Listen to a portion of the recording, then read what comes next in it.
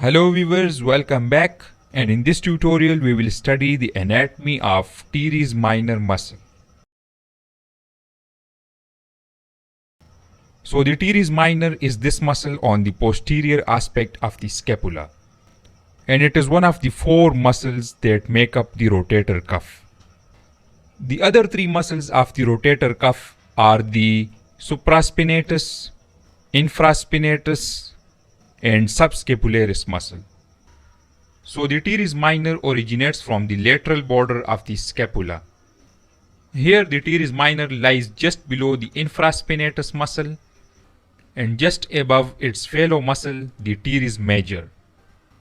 From its origin on the lateral border of the scapula, the teres minor travels superolaterally to insert on the greater tubercle of the humerus.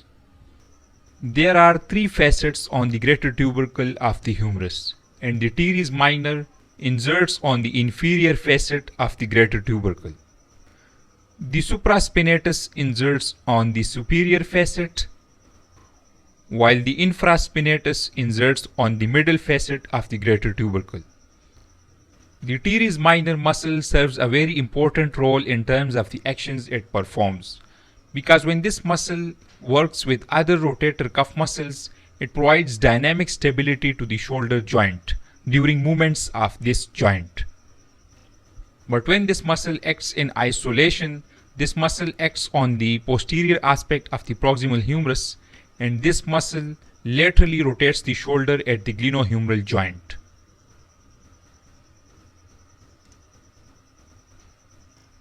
In terms of the nerve supply, the teres minor is supplied by the axillary nerve. The axillary nerve originates from the posterior cord of the brachial plexus, with the anterior rami of C5 and C6 cervical nerve roots.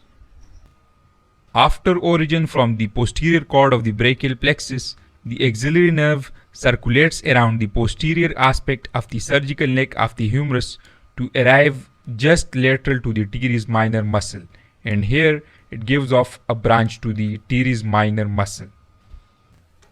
In terms of the arterial supply, the teres minor muscle is supplied by two main arteries, the circumflex scapular artery and the posterior circumflex humeral artery.